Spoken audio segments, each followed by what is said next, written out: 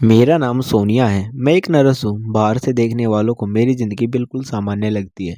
एक नौकरी, एक पति, एक बेटा और एक घर। लेकिन इस घर के अंदर एक अजीब-सा सन्नाटा रहता है। ऐसा सन्नाटा जो धीरे-धीरे इंसान को अंदर से तोड़ देता है। मेरी शादी को 12 साल हो चुके हैं। शुरू के कुछ साल ठीक थे, ज़िम्मेदारियाँ थी, लेकिन साथ भी था। वक़्त के साथ बातें कम होती चली गई और चुप्पी बढ़ती चली गई। आज हालत ये है कि हम एक ही घर में रहते हैं, लेकिन एक-दूसरे से बहुत दूर हो चुके हैं। मेरे पति मोहित एक प्राइवेट कंपनी में काम करते हैं। सुबह जल्दी निकल जाते हैं और रात देर से लौटते हैं। पहले मैं उनके आने का इंतजार करती थी, अब सिर्फ घड़ी देखती हूँ। जब भी वे घर आते हैं, चेहरे पर थकान होती है और बातों में बेरुखी। मैं कुछ कहूँ तो चिड़चिड़ापन, कुछ न कहूँ तो खामोशी। मैं 35 साल की हूँ। इस उम्र में इंसान सिर्फ चाहता है समझ चाहता है, लेकिन मुझे यहाँ सिर्फ अकेलापन मिलता है। हम पति पत्नी होकर भी अजनबी जैसे हो गए हैं। एक बिस्तर पर सोते हैं, लेकिन दो अलग कोनों में। कई बार खुद से सवाल करती हूँ कि गलती मेरी है या हालत की। क्या मैंने कोशिश नहीं की? मैंने बहुत कोशिश की, बात करने की, समझने की, रिश्ता बचाने की, लेकिन हर बार जवाब वही मिलता था, थकान, काम का दबाव, जिम्मेदारियाँ। हमारा एक बेटा है, मोहित, वही इस रिश्ते का सबसे मजबूत और सबसे कमज़ोर कड़ी है।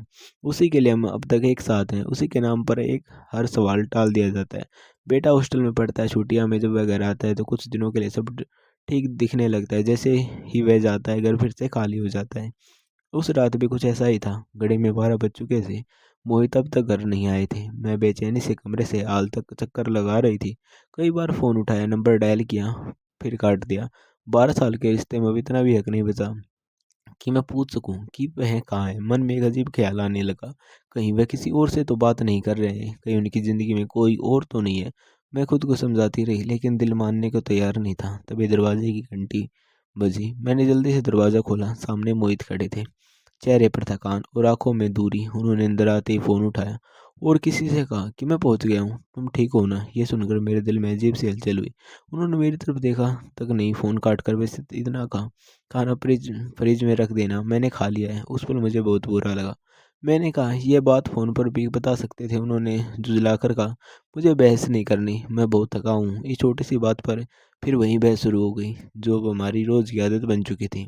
मैं गुस्से में नहीं बल्कि दर्द में बोल रही थी, और वह थकान के नाम पर हर बात से बच रहे थे। उस रात हम दोनों एक ही कमरे में थे, लेकिन हमारे बीच सैकड़ों सवाल खड़े थे। मैं करवट बदलती रही और सोचती रही कि कब और कैसे हमारा रिश्ता इतना ठंडा हो गया। उस रात के बाद भी हालत नहीं बदली। अगली सुबह मोहित बिना कुछ कहे जल्दी ऑफिस चले गए, जैसे हर दिन जाते थे। और मैं फिर से उस खालीपन के साथ अकेली रह गई। मैं खुद को समझाने की कोशिश करती रही कि शायद मैं ही ज़्यादा सोच रही हूँ, लेकिन जब इंसान रोज़ अनदेखा किया जाए तो सवाल अपने आप पैदा हो जाते हैं।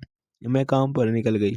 अस्पताल में मेरी ड्यूटी हमेशा की तरह व्यस्त रहती है। मरीजों की देखभाल, दवाइयाँ, इंजेक्शन और लगातार दौड़ भाग। इस भागदौड़ में भी मेरी दिमाग बार बार घर की तरफ चला जाता। कई बार सहकर्मियों ने पूछा भी कि आज तुम कुछ परेशान लग रही हो, लेकिन मैं मुस्कुरा कर टाल देती थी। सबको क्या बताती कि मेरी परेशानी किसी बीमारी की नहीं बल्कि रिश्ते की है। शाम को जब मैं घर लौटी तो देखा कि पड़ोस के घर के सामने ट्रक खड़ा है और कुछ सामान उतारा जा रहा है। मैंने ध्यान से देखा तो एक आदमी अकेले ही सारा सामान अंदर ले जा रहा था। उम्र करीब 40 साल होगी। चेहरे पर थकान थी, लेकिन व्यवहार में शालीनता। मैं थोड़ी देर खड़ी होकर देखती रही, फिर वह खुद मेरे पास आया और नमस्ते कहा। बोला, मैं आपका नया पड़ोसी हूँ, मेरा नाम विकास है, आज ही शिफ्ट हुआ हूँ। उसकी आवाज़ में अपनापन था। मैंने भी मुस्कुराकर स्वागत किया और बताया कि मैं नर्स हूँ और अभी काम से लौट रही हूँ। उसने कहा, अगर कभी किसी चीज़ की ज़रूरत हो तो ज़रूर बताइए। और फिर संकोच करते हुए बोला, क्या थोड़ा पानी मिल सकता है? मैं घर के अंदर गई और बोतल में पानी भरकर ले आई। उसने धन्यवाद कहा। उस छोटी सी बातचीत में न जाने क्यों मुझे अच्छा लगा। शायद इसलिए क्योंकि किसी ने लंबे समय बाद मुझसे ठीक से बात की थी।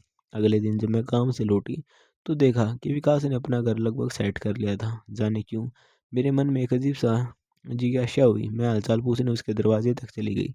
उसने दरवाज़ा खोला और बड़े सामान से अंदर आने को कहा। मैंने मना किया और बस इतना पूछा कि सब ठीक है या नहीं। उसने कहा, सब ठीक है, बस थोड़ा अकेलापन लग रहा है। शहर नया है, लोग नए हैं। उसकी बात सुनकर मुझे अपने आप से जुड़ा हुआ सा महसूस हुआ, क्योंकि मैं भी तो इसी घर में रहते हुए भी अकेली थी। धीरे धीरे बातचीत होने लगी। उसने बताया कि वह डॉक्टर है और इसी शहर में एक बड़े अस्पताल में ज्वाइन करने आया है। उसने मजाक में कहा, अब तो मेरी किस्मत खुल गई, पड़ोस में नर्स जो है।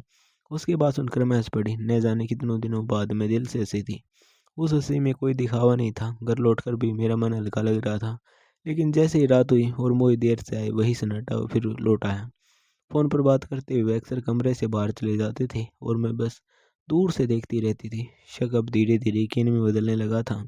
कई बार मैंने खुद को रोका कि बिना सबूत के किसी पर शक करना गलत है, लेकिन उसकी बेरुखी मुझे मजबूर कर देती थी। कुछ दिनों बाद विकास ने मुझसे पूछा कि क्या मैं उसके साथ उसी अस्पताल में काम करना चाहूँगी। उसने कहा कि उसे अपने साथ एक भरोसेमंद नर्स चाहिए और मेरी सैलरी भी पहले से बेहतर होगी। मैंने काफ़ी सोच विचार के बाद हाँ कह दी, क्योंकि यह मौका सिर्फ करियर के लिए नहीं बल्कि मेरे लिए एक नई शुरुआत जैसा था। काम के दौरान विकास हमेशा प्रोफेशनल रहता, लेकिन वह मेरी बात ध्यान से सुनता था, मेरी परेशानियां समझने की कोशिश करता था।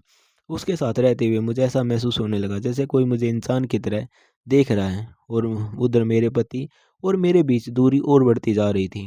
हम एक ही घर में रहते थे, लेकिन बात बस ज़रूरत तक सिमट गई थी। कई बार रात को मैं सोचती कि अगर यही ज़िंदगी है तो क्या मैं पूरी उम्र इस तरह जी पाऊंगी। दिन बीतते गए और मेरी ज़िंदगी दो हिस्सों में बढ़ती चली गई। एक तरफ अस्पताल का काम जहां मुझे व्यस्तता के साथ सुकून भी मिलने लगा था, और दूसरी तरफ घर जहां सिर्फ खामोशी और सवाल मेरा इंतजार करते थे। विकास के साथ काम करते हुए मुझे एहसास हुआ कि किसी का ध्यान देना कितनी ज़रूरी होता है। वह मेरी बातें सुनता था, बिना जज किए, बिना टोके। कई बार बस चुपचाप सुन लेना भी बहुत बड़ा सहारा बन जाता है। धीरे धीरे मैंने उसके सामने अपने दिल का बोझ हल्का करना शुरू कर दिया। मैंने उसे बताया कि मेरे और मेरे पति का रिश्ता काफ़ी समय से ठीक नहीं है। हम एक साथ रहते हुए भी बहुत दूर हो चुके हैं। विकास ने कभी मुझे भड़काया नहीं, लेकिन उसकी आंखों में चिंता साफ दिखती थी। एक दिन उसने मुझसे सीधा सवाल किया, क्या तुम्हें लगता है कि तुम्हारे पति की ज़िंदगी में कोई और है? यह सवाल मेरे दिल को चीर गया, क्योंकि यही सवाल मैं खुद से रोज़ पूछती थी।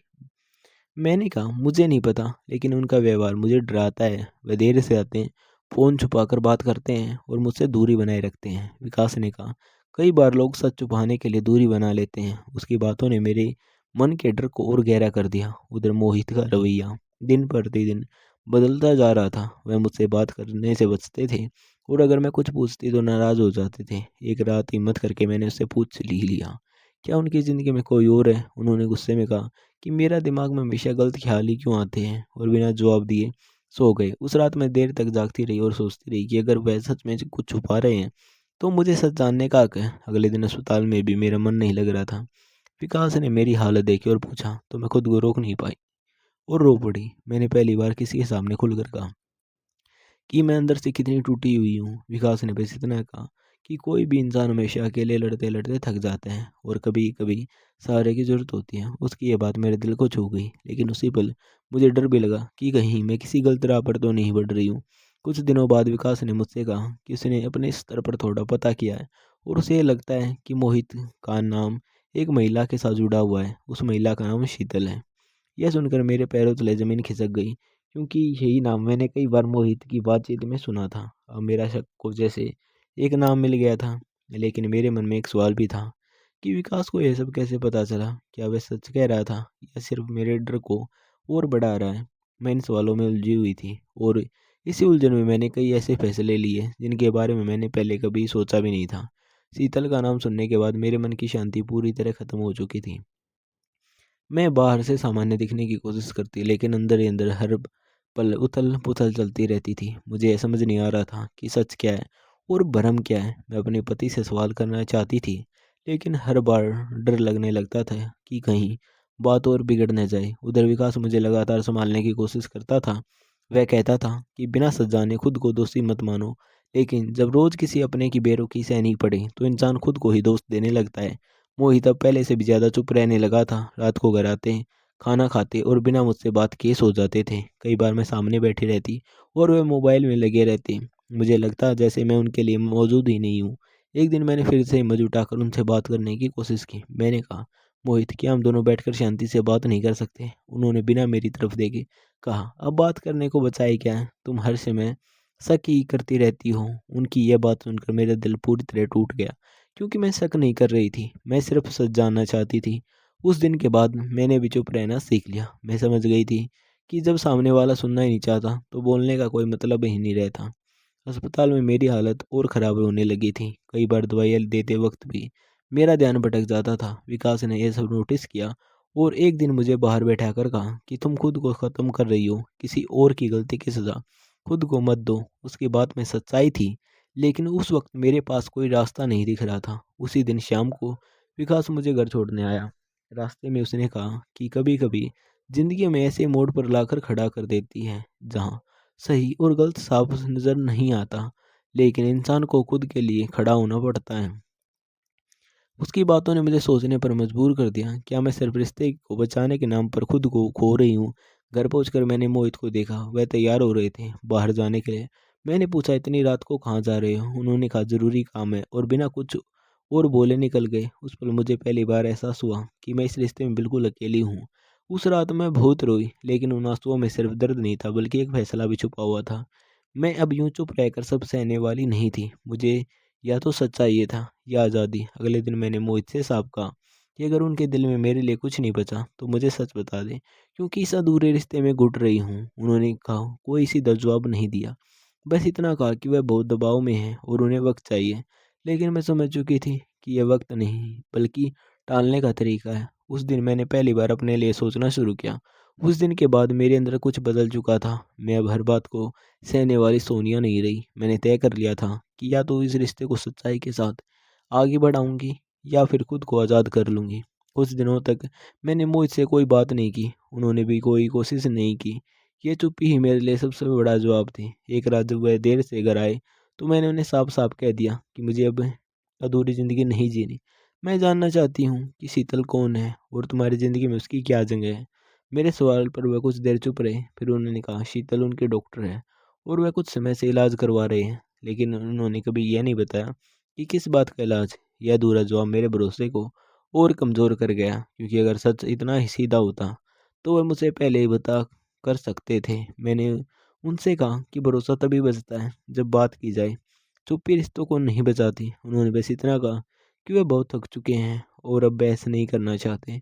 उस पर मुझे एहसास हुआ कि मैं जिस रिश्ते को बचाने की कोशिश कर रही हूँ वह रिश्ता अब सिर्फ नाम का रह गया है। अगले दिन मैंने अपने बेटे से बात की, उसे प्यार से समझाया कि मम्मी और पापा के कुछ कुछ बातें ठीक नहीं है, लेकिन मम्मी हमेशा उसके साथ रहेंगी। यह बात कहना मेरे लिए सबसे मुश्किल था, लेकिन मुझे पता था कि समाज क्या कहेगा, लोग क्या सोचेंगे। लेकिन अब मैं अपनी ज़िंदगी दूसरों के डर से नहीं जीना चाहती थी। मैंने मोहित से अलग रहने का फैसला कर लिया। यह फैसला गुस्से में नहीं बल्कि बहुत सोच समझ कर लिया गया था। अलग होने के बाद मेरी ज़िंदगी आसान नहीं हुई, लेकिन हल्की ज़रूर हो गई। मैं फिर से अपने काम पर ध्यान देने लगी, खुद को संभालने लगी। विकास से भी मैंने दूरी बना ली, क्योंकि मैं किसी सहारे के भरोसे नहीं बल्कि अपने पैरों पर खड़े होकर जीना चाहती थी। मुझे यह समझ आ गया था कि हर मुस्कान के पीछे सच्चा रिश्ता नहीं होता। हर अकेलापन किसी और से भरना जरूरी नहीं होता। कुछ रिश्ते में यह सिखाने के लिए आते हैं कि खुद की इज्जत और शांति सबसे ऊपर होती है। आज मैं अकेली ज़रूर हूँ, लेकिन कमज़ोर नहीं। मैंने खुद को दोबारा पाया है और यही मेरी सबसे बड़ी जीत है। ज़िंदगी में प्यार कभी मिलेगा या नहीं यह वक्त बताएगा, लेकिन अब मैं किसी भी रिश्ते में खुद को खोने नहीं दूंगी। दोस्तों, अगर आपको ये कहानी पसंद आई हो तो चैनल को सब्सक्राइब करें और ऐसी ही सच्ची भावनाओं से जुड़ी कहानियों के लिए हमारे चैनल पर जुड़े रहें, और हमारे वीडियो को आपका एक प्यारा सा लाइक कर दें और कमेंट